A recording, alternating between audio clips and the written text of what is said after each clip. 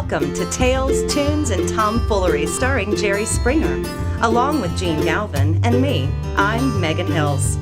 We're recorded live in front of a brilliant studio audience at the Folk School Coffee Parlor in Ludlow, Kentucky. My daddy came home. And here he is, ladies and gentlemen, the one, the only, Jerry Springer. Honestly. And to be in front of a brilliant studio audience. I'll tell you, I thought the last podcast was our most brilliant, but I'm starting to think I was wrong. This audience is even more brilliant. It's an impressive group. It truly is. With that. It is, yeah. Yeah. So, I meant to ask you guys. Mm-hmm. Cincinnati Magazine came out. Mm-hmm. And what is this? They voted us the best new podcast. That's true. Thank you. Thank you very much. It's really exciting. And by the way, and that was some contribution I made. No. You're not supposed to say that. I bought the entire building. Yeah. Knock it off. And paying for their kids. Cincinnati Magazine is an won. excellent magazine. Now, admit it, it's the magazine for the city of Cincinnati, Ohio. Ludlow, Kentucky, where the Folk School Coffee Parlor is, where we're recording, is across the river. So we're hundreds of yards away from the banks of the Ohio River, as the song goes. And but every year they do this thing. It's their December. If you want to check it out and you're listening, it's their December 2015 edition. You can access it at CincinnatiMagazine.com. And they do this edition where they do the best of in a whole bunch of categories. Yeah, and a lot of cities do that with their magazine. They do. Yeah. And it's very clever how they'll come up with categories that fit the times. They've been doing this edition for a number of years. Mm-hmm. So we got the best new podcast, and we're very excited about that. And it's just another kind of, everything kind of helps us. Yeah, that came out of the blue. audience. Actually, when you called me, I said, oh, my God. So, yeah, that was kind of cool. And let me mention another thing. Yeah, go ahead. I was going to go out and buy a new suit, but then I figured I couldn't compete with something I like about this podcast is we don't put on the dog. We come in here dressed casually. People, come in with some blue jeans on and some cowboy boots is what I usually wear. I just love that about. He's usually driving the Ludlow City bus. There's nobody comes in with an ego. And then he'll call me the night before. Do you think I should wear the blue shirt? No. It's pathetic. Sad, but I believe by the way, we're also about to start live streaming. Now, those listening tonight or today or whenever you're accessing this from our archives, this isn't live stream, but we're about to start live streaming. And let's admit this. When we came up with this idea, we said, we're not doing, and all three of us did talk radio together. We did. Do you remember that? Air America. We all did. Air I America. do remember that. You remember that, Megan? You were great, by the way. I was there. And Springer on the radio. And so we did this show, and that was like 3 hours a day, and it was always topical. You were on the headline. And this is not that. So we keep cautioning ourselves, make this a little more evergreen, hit themes, but not headlines. But then we can't control ourselves because we're all political junkies. We're all liberals, and we want to jump on stuff. So we're going to start live streaming for that segment of our audience that wants to hear something, if something happens on, and we tend to record these on a Tuesday. Not always, but typically it's a Tuesday. So if something happens on a Tuesday or the day before or a few days before, we're on it. And that'll get archived and that'll get edited, meaning we don't edit out any of the words, but we compress stuff. And David Pruce of Ambient Studios does his magic and makes it sound really good. And it does sound good. Thank you, David Pruce. Thank you, David. But that... And thank you for making my voice sound deeper. And he makes me sound like Mickey Mouse. Yeah, I know. So, hi, I'm Jerry Springer. Right. That's really creepy. But anyway, that'll happen in the near future. We have to buy some gear. Who's your daddy? And, oh, God. This is what I'm talking about. I need a new part-time job.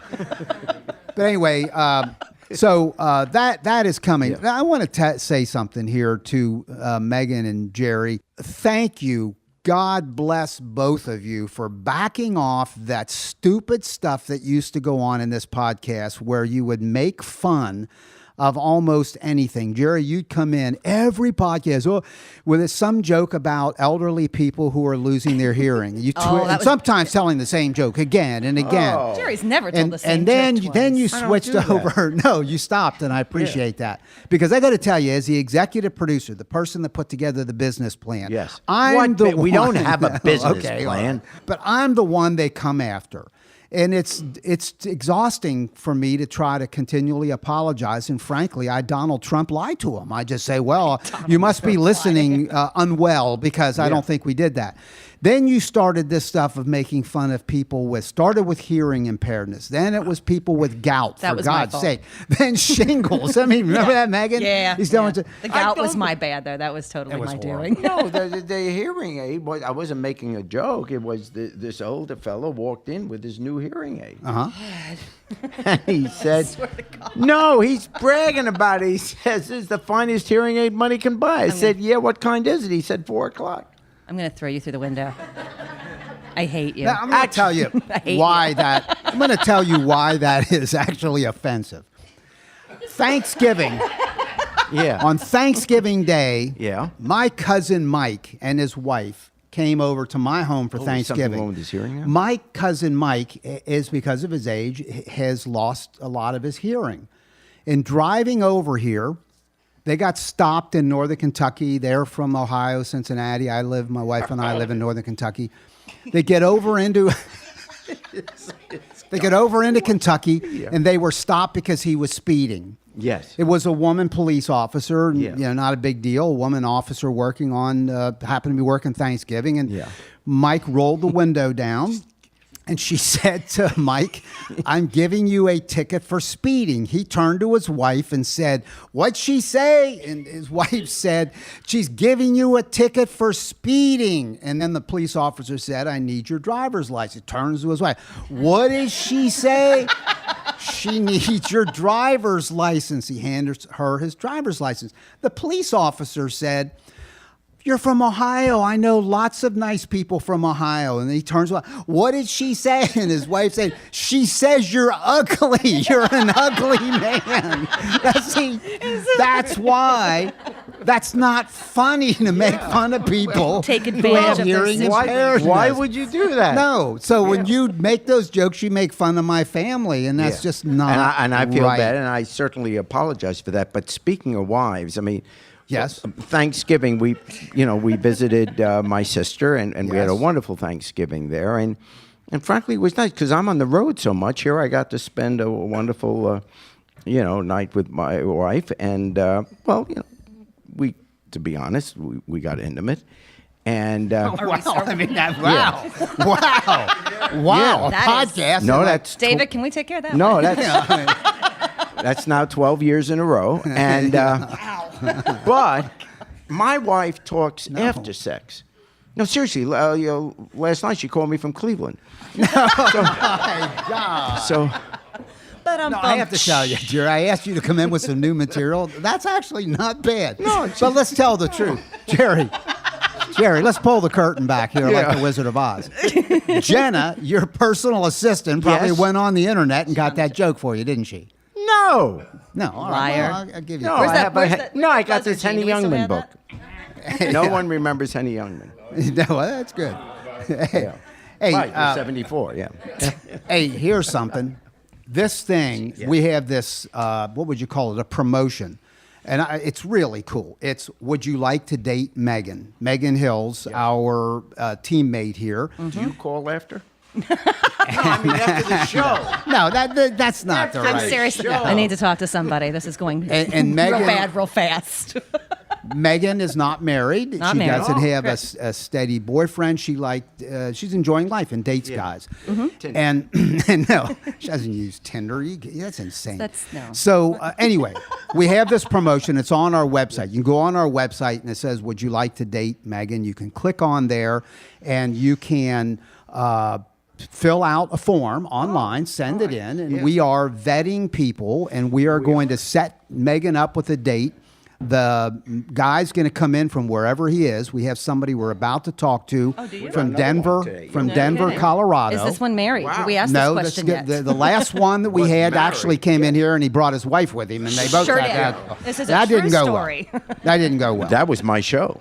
That's right. It almost was. But anyway, this is Michael Alexander. He's from Denver, Colorado, and he would like to date Megan. And what I'd like to do is have us talk to Jerry, you and I, and we're going to we're going to vet him because we are not letting anybody get near Megan unless they are worthy of Megan. Yeah, and she must feel very confident that you and I are the ones that are vetting. I have She no feels very confidence safe. in this at all Who whatsoever. couldn't pass my vetting? No, really. No confidence. Well, I get what you're saying on that. Yeah. If you're breathing, you qualify. That's right.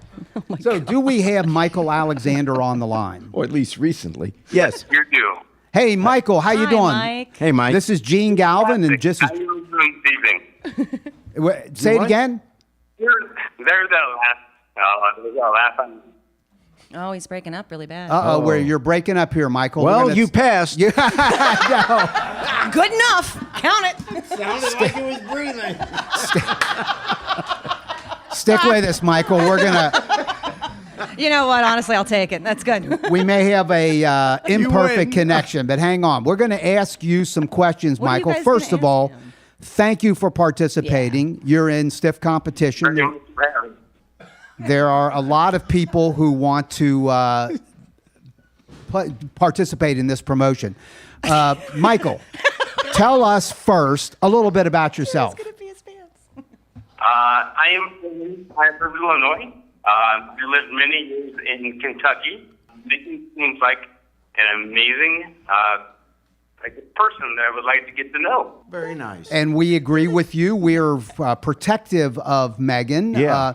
Here's something I've Michael, what are your intentions? Yeah, let's cut right to it. Is this on air? It sure is. It is on air. This could be our last show. Yeah. So welcome.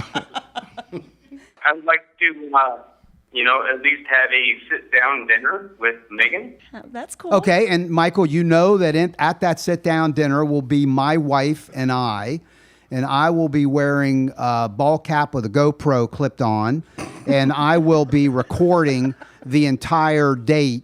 You're cool with that, I take it. He is being 100% honest. May I also wear a GoPro? I like it. So he's going to have a GoPro recording me, Megan, recording you and him. Oh. Listen, Jerry, I'm moving him up higher on the list. I really like that. This guy is moving up there. He's a little passive-aggressive. Yeah. Now, Michael, married. let me ask you something. What I would like to ask you, Jerry, we've asked you this before. If you could tell us for the year 2014, Jerry and Michael, what your gross income was, please. Not enough. Jerry, you go first. Let Jerry go first, Michael. Because it's I'll say my income is. all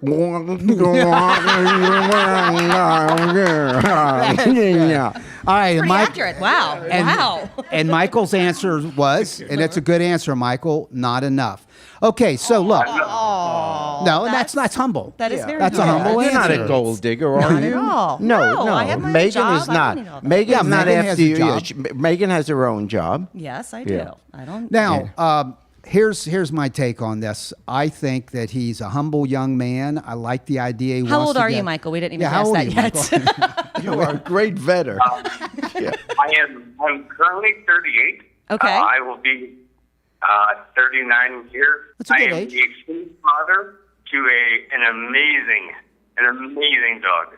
Oh, you have a dog. Oh, he has a dog. Do you like that, I have Megan? a dog. Yeah. Yeah, and look, even if you guys don't have sex, your dogs can have sex, Oh, baby. for the love of Well, no, I'm not saying that anybody's having sex. Listen to this. Wait, hold on. No. Oh, my gosh. I said they're not. I, Jerry Springer, am embarrassed.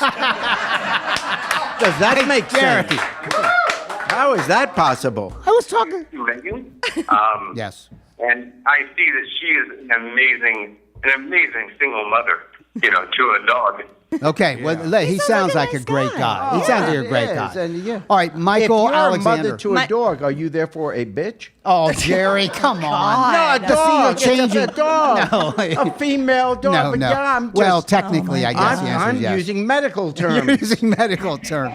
Those are clinical terms. I Hey, agree. Michael, let me ask you another question because these guys are failing at everything right now. So, like, how tall are you? What color's your hair? Like, come on, guys, for we should crying be out asking loud. that. We were looking at the soul. Okay. Megan. You I'm 5'11". I have strawberry blonde hair. got any Yankee tats or anything? Or I have a couple tattoos. Oh, and have you been in prison? And if so, did you date while in? see, no, that's a ridiculous question. Michael, you don't have to Going off answer the that. tracks. At least not the first part. I mean, the second part. If we're vetting, it's a fair question to ask. Do you Lex. not He's even Google answering. people before you bring them on this show? For crying out loud, you can find these records really easily. Yeah, we got to do a This record is search. ridiculous. All right, let's hear it from Michael Allen. Thank you, Michael. Michael. I think he climbed. Thank you, Michael. Thank you. I think he's one of the finalists. He's a finalist was as far as nice. I'm concerned. How do you feel, I really, Megan? in all honesty, I think he sounded like a really nice guy. Okay. Oh, I yeah. know. How and pathetic and is this? and Megan, I apologize. and he's one of the two who called. What, half of which wasn't married. Megan, I apologize on behalf of Jerry Oh, for jeez. making the crack about the dogs and the sex and all that stuff. And all of that inappropriate stuff. I apologize for that. So, jeez, hey, I want to ask you something, Jerry. Now, look, we got to shift gears hard now. Yeah, we because there's something here that's not funny at all. Yeah. And it's almost like there's been a rebirth of hate symbols in America. Yeah, you would think we were done with all that. But I noticed, because from conversations you and I have had, that you've spotted some stuff that's kind of ugly and disturbing. And flesh that out a little bit, if you wouldn't mind. Well, it's also educating. A couple of weeks, I mean, how it all came about that, I mentioned to you, gee, it'd be it'd be good to talk about this issue. Several weeks ago, students at Princeton University, African-American students, were protesting the fact that their School of Public and International Affairs is named after Woodrow Wilson. Woodrow Wilson, obviously the President of the United States back from 1912 to 1920. By the way, he was president of Princeton University. And in the field of education, it ought to be said that he took Princeton, which was then kind of a very small rural college. I mean, nothing, not on the map at all. And he turned it into this great, university. I mean, when you talk about the great universities, it's Harvard, Princeton, and Yale, and that. And so he made this great university, established incredible standards for higher education that many universities around the country have followed ever since. So he was really in the field of education. Forget what he did as a president, but in the field of education, he was a trailblazer. And then obviously, he's considered one of our great presidents. One, got us through World War I, and then pushed for what then was the League of Nations and ultimately then the United Nations, but pushed for a world body and was one of the great forces that after the First World War said that we ought not to punish the, quote, losers of the war, because ultimately we will pay for that. Let each nation have self-determination as long as it's free and democratic. And so if you just knew that about him, you'd say, well, why wouldn't you want to name a school after him? Why wouldn't you want to name everything after him? One of the greatest presidents we've ever had. But the protest is because Woodrow Wilson, part of his history is that he was, to put it bluntly, a racist. He said wonderful things about the Klan. He was a Southerner by birth and had a tradition of racism in him. And he moved America backwards in terms of the government.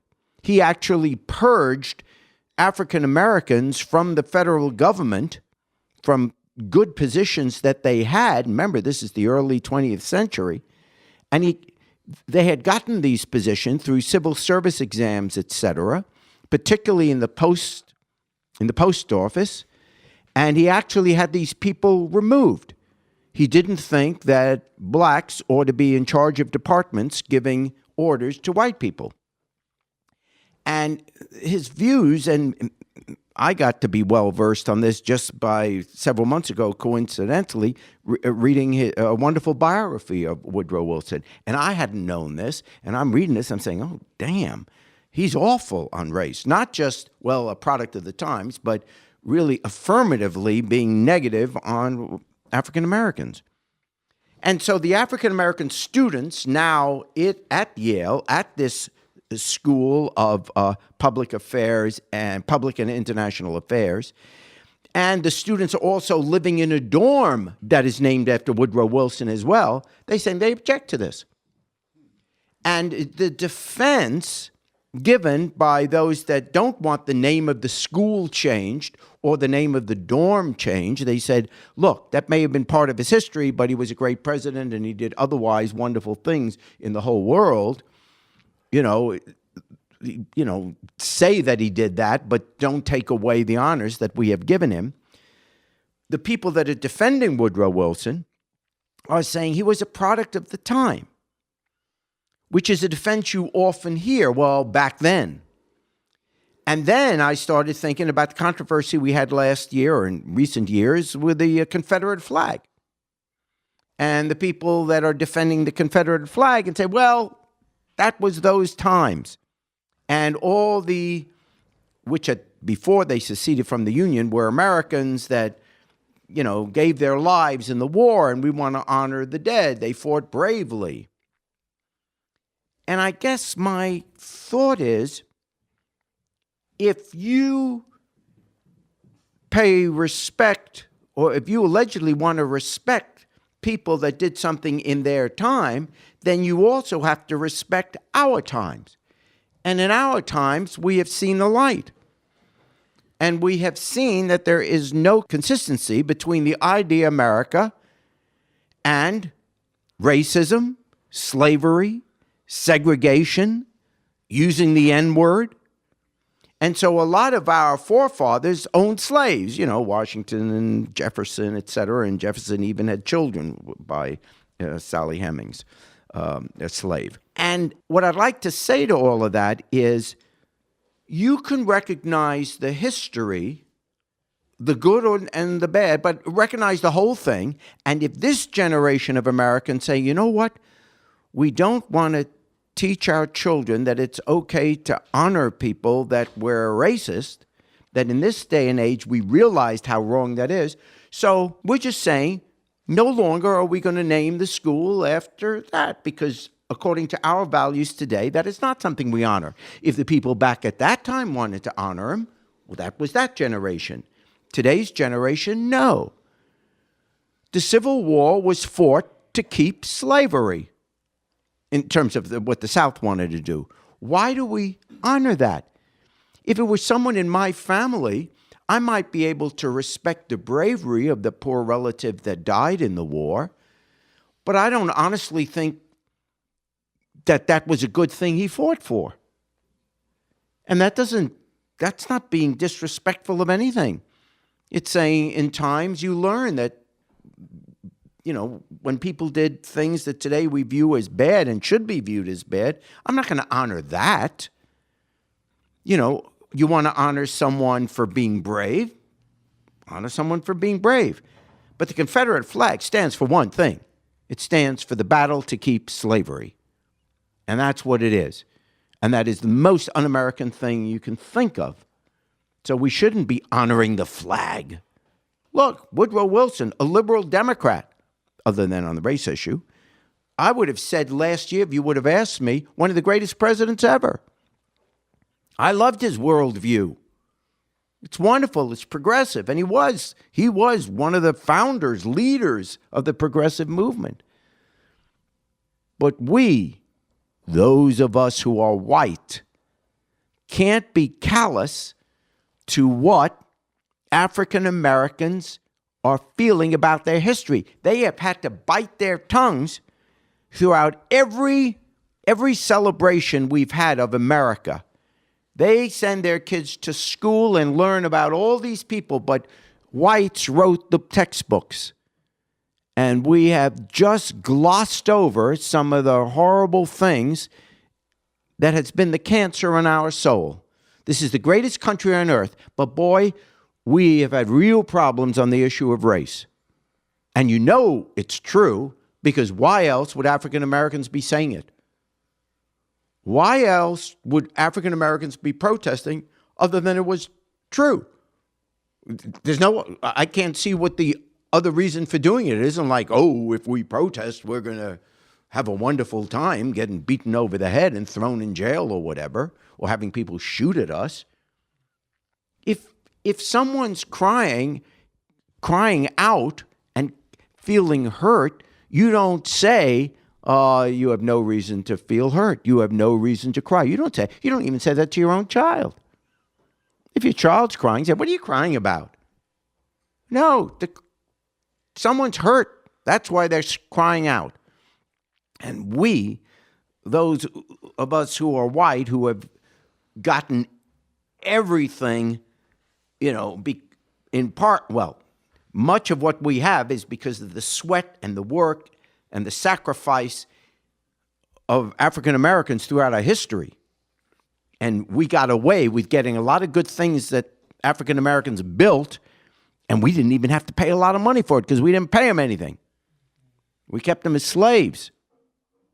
And we kept them down more with a welfare system which says, hey, by the way, parent, you're not allowed to work, otherwise you lose the welfare check. And by the way, we're going to put you in lousy schools, and we're going to everything. And we're going to build these ghettos and pile you all on top of each other with very little chance of making it.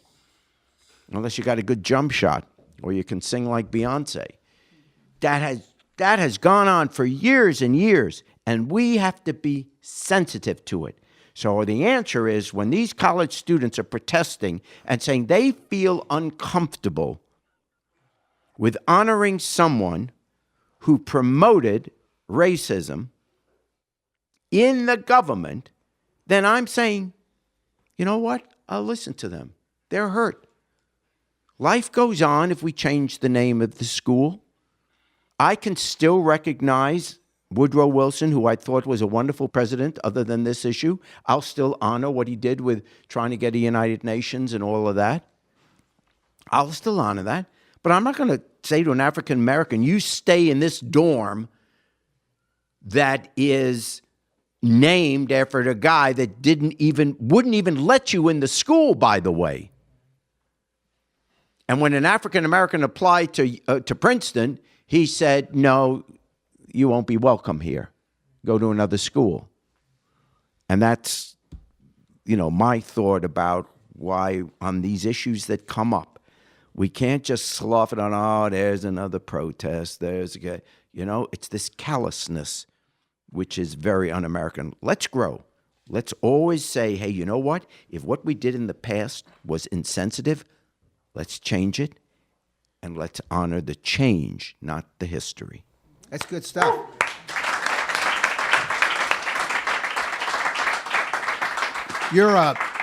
Give you a sincere compliment. You're very, very well read, and I always appreciate it sometimes when you share stuff with us a book I hadn't read. And I always like to balance that kind of compliment with something that shows the other side. So I'd like to draw out of you one of your most embarrassing moments, I think, in your adult life. And I'd like to ask And that's all the time we have for today. So thanks so much for coming by. I know it happened because you told me it happened, and I thought it was so wonderful. I'd like everybody else, maybe the whole world, to hear about it. Wasn't there a time when you were traveling with Micki, your wonderful wife? She's the one who called me from Cleveland. Yeah, that's right. Wonderful, wonderful that woman person, deserves Micki. a One of medal. my best friends. A medal. You got that right. And weren't you traveling with her in Europe, and you had an incident that involved a bathroom and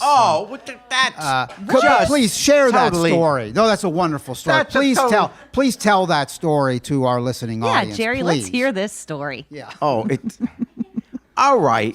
And look, this was 10, 12, 15 years. We would go oftentimes summer vacation in Italy. And I think we were in the island of Capri. And back then the fashion and I'm talking to you about fashion. Yeah. But you didn't wear necessarily tight pants. The men's pants were kind of baggy. Okay. Okay. In this time period. That's important for this story. Okay. I don't know how I'm going to clean this up. Okay, so I go, we finished dinner, and Micki says, I'll wait for you outside. I just said, I'm just running to the bathroom. And you're well recognized in this era of Yeah, your life. 'cause they you're got the Jerry show. Springer. How long? About 10 years ago, you said? Yeah. You're Jerry Springer. Yeah. So, just went to a bathroom in a restaurant like any other. And, they got the urinals, whatever. Yeah. And you ever go to these, the men would know, the men's bathrooms, and above the urinal, there's, like a newspaper or something. So while you're there doing your business, you're reading whatever. You're not paying attention. Are you serious? Oh, yeah. Oh, it's great. He used to put the sports page up. What? It's pretty popular. Oh, yeah, really? You're kidding. No. Oh, no. You didn't know that, really? Well, Megan? No, I guys really will didn't know vouch for me. that. I really, truly didn't. While you're standing there at the sports urinal, page is common. to try to discourage you from looking at the next urinal over. What? There it is. That's What? the reason. That's not why got him to Keep tell your the eyes story. about Why are they doing? Because they don't want people like you looking at hey. No, so I'm there. I'm just reading. I'm not paying attention. Yes. Well, I don't know how to make this as delicate as I can, but apparently, Allegedly. it's I didn't pull it all the way out. I didn't know that. So I'm going and I'm reading, and all of a sudden, you got a mess. You got you a mess there. my entire pants are just drenched. You peed on yourself? He peed on himself, Megan. Megan, that's pretty much it. Thought it was out. Now, I love this okay. story so much. Now what do you? That's Okay. good. After you finish laughing, you're a guy. Now what do you do? Yeah. You're in Your Italy. wife is standing up. My pants are just sopping. Yeah. Did she walk away and Hey, pretend by not the to way, know weren't you? they like khaki? So they're really noticeable. Yeah, they were. That's really noticeable, Megan. Oh, it was. That's your horrible. worst nightmare, Megan. If you're a guy, khaki pants. So now you'll appreciate how quick thinking. First of all, there are other guys in the bathroom, so you can't even. What are you going to say? And they're going, "Hey, Jerry Springer." Are you going, oh man. So I'm waiting glad for I'm the other not guy you. to finish, so he got. It was horrible. Now suddenly I see a sink, so I'm thinking my story's going to. So I kind of quickly go over to the sink and I throw the water all over my shirt, all over. Like wonderful. the sink exploded, and I had water all over. That's great. So it was all forgot. over my shirt, man. I just threw water on me. The guy's looking at me like, "What the hell's wrong with you, It's Springer?" real hot in here. And I go outside, and Micki says, "Oh my God, what happened?" I said, "Honey, I'll tell you later, but right Did now." you tell her the truth? Yeah. You did.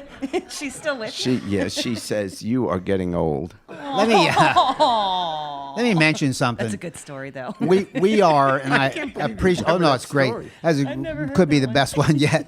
And we, the Jerry Springer TV show tweets. You have a huge following on your TV show, and so they tweet once you're a not week. gonna put this on. Oh my God, this is going to be on there. Oh, the tweet has to be. You got to listen to this episode to hear how Jerry wet his pants about 10 years ago. Peeing in Italy. Oh my God! NBC will fire me. Vote. Wouldn't you vote for that gets tweeted? Absolutely. Hashtag. That's peeing in automatic. Italy. Hey, by the way, We finally go viral that's right. because of my bladder problem. Yeah. We got Dead Man String Band with us tonight. And by the way, Dead Man String Band is a one-man band, and it's Rob McAllister. And here's what's really cool about what he does. He mixes kind of old-style roots guitar playing with punk rock mix blend stuff with some roots blend. And by the way, as I'm learning more and more about modern folk music, because Jerry and I came from folk music back in the 60s, it's really been influenced in modern times by punk music. And I didn't know that, and I'm kind of learning that. So I'm really looking forward. And Rob, if you would start us off with a song, please. Sure thing. This one's called Cinder Block.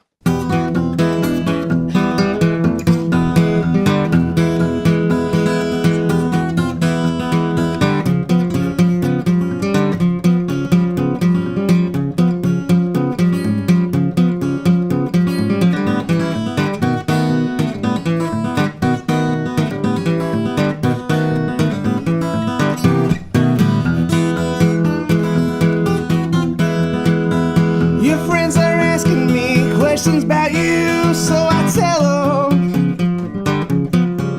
Yeah, I tell them that you were feeling blue and I got rid of you. I took you to the river with those deep water cinder block blues.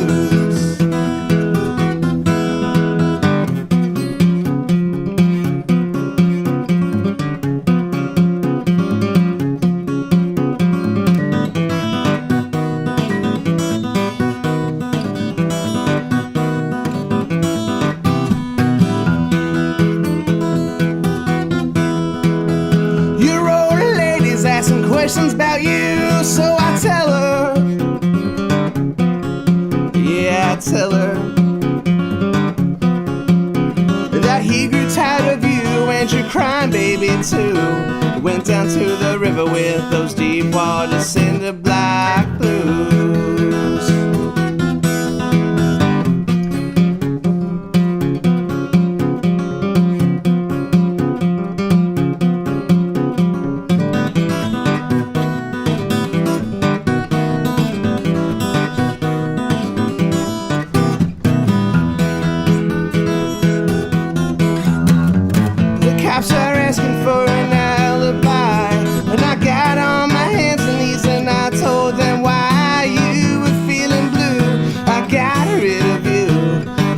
To the river with those deep water cinder black blues.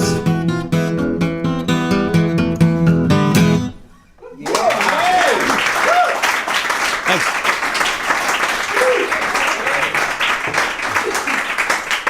That's the Dead Man String Band. And by the way, Rob, your first album is out, I understand. It's titled One, right? Yeah.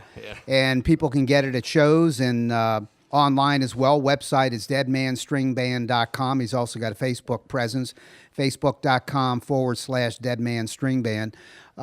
Tell us a little bit about where your inspirations come from and where you're playing. Are you largely playing in the greater Cincinnati, Northern Kentucky area? Yeah, and I just started branching out. I've been playing a bit in Tennessee, and in April I'll be doing Wisconsin, down Illinois, through Missouri, up Tennessee, through Kentucky again, Cincy, Ohio, and all that. So, good tour. I'm from like southeastern Indiana, so like that's my original stomping ground. So it's like I can kind of finagle my way through Indiana and then work my way out, you know. Did you come from punk rock in the past? Metal and punk, yeah. That's where I started out, and then I was actually doing like road management for friends, and just watching this one friend of mine who can finger pick, you know, Travis picking and like that Appalachian style stuff, and you know, kind of had him on a pedestal because he was playing in front of like 3,000 people a night, and I was like, well, I can't do that. And then by chance, I finally ventured into the city and met Pat Kennedy from Red Cedars. Red Cedars. It did our opening song. And just watching all those finger pickers, I mean, that's how I learned how to pick like this. I've only been doing finger picking for about 2 years now. And nice. then and Dead Man String Band's about a little over a year and a half old. And yeah, I kind of feel semi-naked on here, like not without my drums. I actually have like a full drum set at my feet and actually an electric guitar that's, it's pretty weird. Like I have a friend that says it looks like a science experiment, but there's like a guitar amp. There's a guitar amp, and then the bottom 3 strings actually play an octave down like a bass. So my thumb is doing the bass line, so you get a bass, a guitar, full drum kit, and vocals. Wow, people can hear that online and on your website. Yep.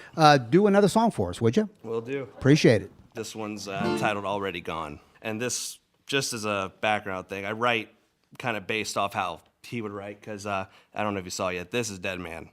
This mask here. No. I'm sorry, I thought that was Is that a your mirror. alter ego? Well, you can't see that, but that's a kind of a Halloween mask. It's very cool. Yeah, it is. I wear that every night. I mean, Okay. it's pretty gnarly, but at this point. But so this is written from his point of view, not really mine. So.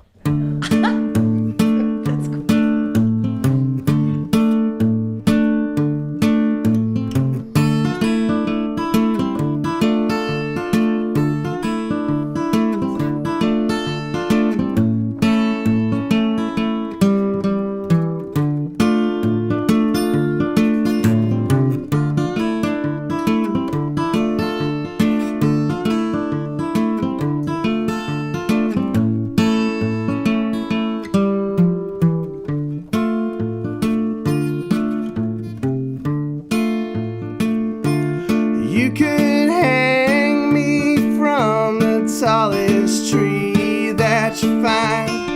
Take my body, put it in a sack, throw it in the riverside. 'Cause it won't make no difference when it's all said and done. I'm already gone, baby, I'm already gone.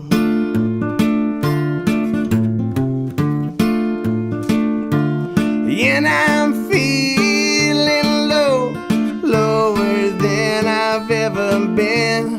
'Cause you don't love me like I do you when my whole paycheck's spent. 'Cause it won't make no difference when it's all said and done. I'm already gone, baby, I'm already gone.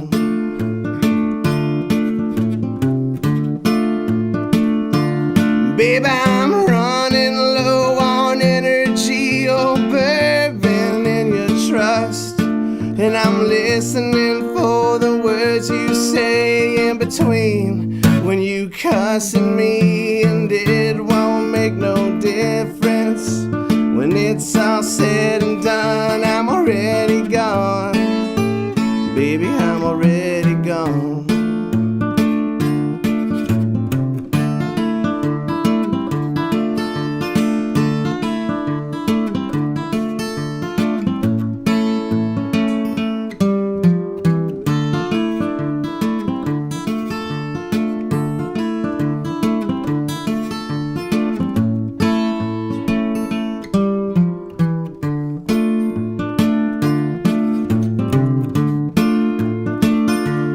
Babe, I'm running low on energy, oh, bourbon and your trust.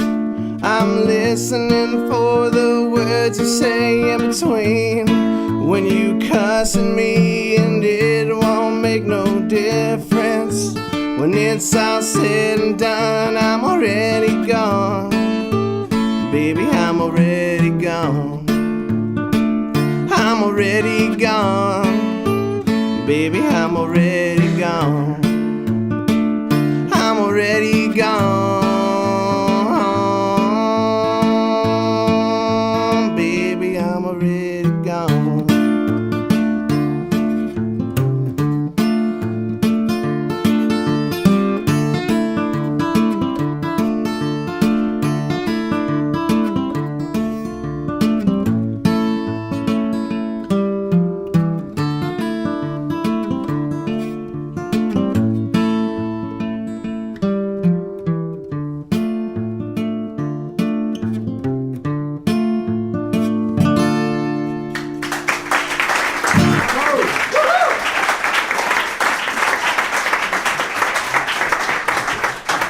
That's Dead Man String Band, Rob McAllister. You can hear his music at deadmanstringband.com, and where you can hear his debut album entitled One. Good job. Can you take us out on Irene Goodnight, the old Lead Belly I song? can. We appreciate it. Jerry Springer's going to jump in too.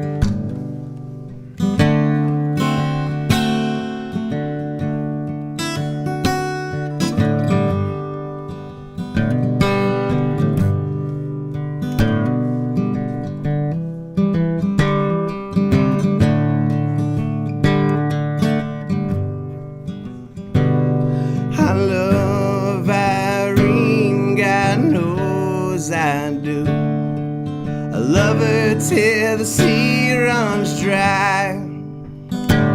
But if Irene turns her back on me, I'll take morphine and die. You've been listening to Tales, Tunes, and Tomfoolery, recorded live at the Folk School Coffee Parlor in Ludlow, Kentucky. Thanks to Patrick Kennedy for writing our opening song, and to you for listening. Check out our website at jerryspringer.com. Irene, I'll see you in my dreams. Sometimes I live in the country, and sometimes I live in town. Sometimes I take a great notion